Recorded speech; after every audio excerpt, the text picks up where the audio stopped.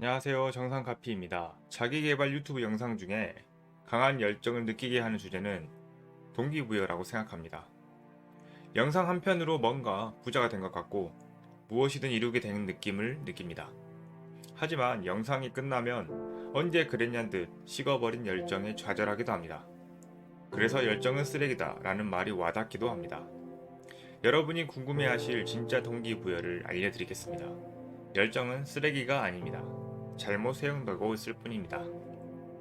유튜브에 동기부여라고 검색해봤습니다.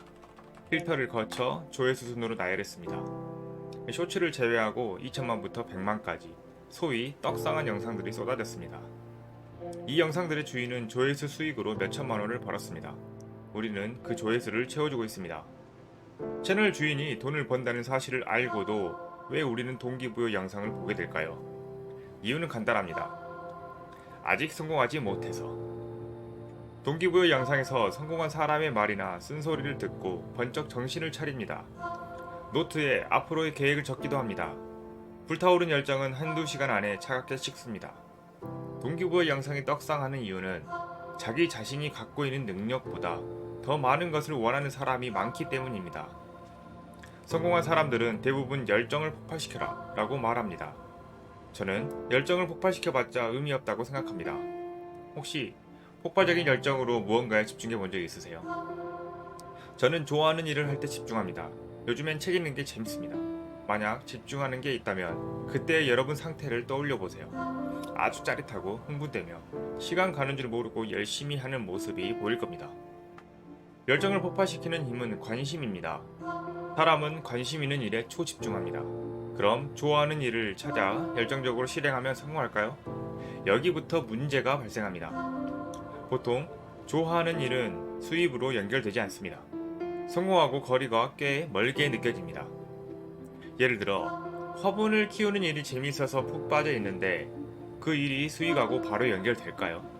물론 수익화를 실현할 수도 있지만 당장에 드는 생각으론 무리라고 생각하실 겁니다.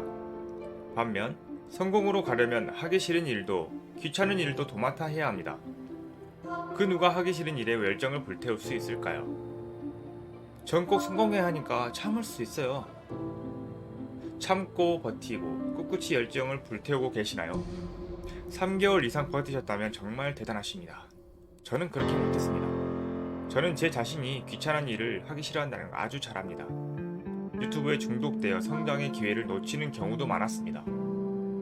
돈 많이 벌어서 재밌고 행복하게 사는 꿈. 저도 남들과 같이 부자가 되고 싶었습니다. 동기부여 영상에서도 많이 찾아봤습니다. 그러나 뼈 때리는 말을 들어도 그때뿐이었습니다.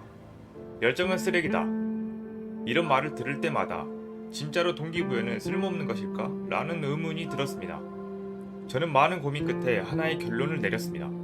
그리고 이것으로 지금까지 꾸준하게 할 일을 하게 됐습니다. 이것이야말로 인생 통틀어 사기급 기술이라고 생각합니다. 그것은 바로 시스템입니다. 열정이 있으면 에너지가 상승하고 거절해도 굴하지 않는 강한 정신과 결단력이 생깁니다. 열정적인 사람은 설득력에도 힘이 있습니다. 열정 자체는 나쁜 게 아닙니다. 다만 그것만으로 성공할 수 있다? 이건 진지하게 생각해 봐야 합니다. 이번엔 진짜 대박 아이템이에요. 은행은 열정만 갖고 있는 사업자에게 대출을 승인하지 않습니다. 은행 입장에선 돈이 필요한 사람이 어떤 실적을 갖고 있는지가 중요합니다. 열정은 나 자신에게만 타오르는 에너지입니다. 열정적으로 일하면 성공할까? 제 생각은 다릅니다. 열정이 성공을 불러왔다기보다 성공이 열정을 불러왔던 겁니다. 어떤 일에 도전했고 익숙해져서 잘하게 됐다고 가정해볼까요?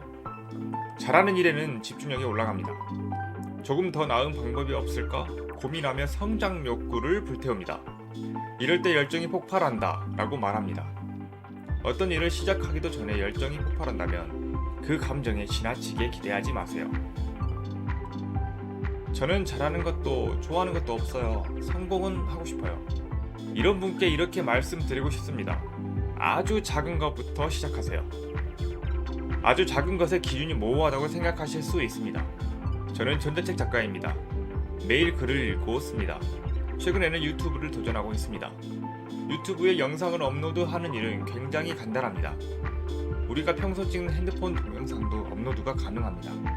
그런데 보고 들은 게 많아서 그런지 섣불리 실행하지 못했습니다. 편집 잘해야 한다. 카메라 사야 한다. 마이크는 정말 좋아야 한다. 콘텐츠를 만들려면 논문을 파헤쳐야 한다. 등등. 유튜브가 좋은 건 알아. 그런데 아는 사람만 하는 거잖아. 책 원싱에서 이 문제를 해결합니다. 가장 중요한 단 한 가지에 집중하는 겁니다. 그리고 아주 쉬운 것부터 시작하세요. 운동하러 나갈 때 현관까지 거리가 가장 길듯이 아주 쉽게 발을 들일 수 있게 아주 쉬운 것부터 시작하는 겁니다. 지금 제 블로그에 200편이 넘는 글이 있지만 처음에 글을 쓸 땐 정말 떨렸습니다. 이렇게 하면 안 되는 것 같은데 라는 생각을 정말 많이 했습니다. 그런데 한도 끝도 없다고 판단하고 일단 저질렀습니다. 제가 할 수 있는 최선의 방법을 동원했습니다. 생각나는 대로 막 적었습니다. 물론 그 글은 형편없는 글이었고 이런 글은 독자에게 설득은커녕 제안하기도 안됩니다. 돈이 될 수 없는 글입니다. 하지만 그렇게 시작하지 않았다면 지금처럼 긴 글이나 제안하는 글은 나올 수 없습니다. 여러분이 할 수 있는 아주 작은 일부터 시작하세요. 부자가 되고 싶으세요? 부자가 되는 방법에 대한 정보를 죄다 모으세요. 책부터 유튜브 영상, 강의까지 전부 수집하는 겁니다. 정보를 모으는 일도 사실 처음에는 큰일이라 생각할 수도 있습니다. 어떤 정보가 좋은지 판단하기 어렵다면 하루 30분 책 읽기부터 시작하는 것도 좋습니다. 사실 실행해서 결과를 얻는 게 중요하지 아무리 고급 정보가 있어도 내 수준에 맞지 않으면 실행할 용기도 없고 말짱 도루묵입니다. 축구는 골을 넣어야 승리합니다. 공은 어디서 출발했을까요? 골키퍼에서 수비수, 공격수 순으로 연결되어 결국 골을 만듭니다. 아무 목적 없이 단지 부자가 되고 싶다는 것보다 월 1억 버는 사업가가 되겠다는 명확한 목표를 정하세요. 월 1억을 벌려면 어떻게 하면 좋은지 조사하고 최종 목표에서 역순으로 해야 할 일을 나열하세요. 그렇게 쭉 나열하면 매일 할 일을 할 수 있습니다. 잘 유지만 한다면 급속도로 성장하는 거죠. 매일 꾸준히 실행하려면 시스템이 필요합니다. 성공을 향한 여러분만의 시스템인 거죠. 저는 성공 관련 책을 모조리 섭렵한 후 결국 시스템이다 라는 결론을 내렸습니다. 여러분 생각은 어떠세요?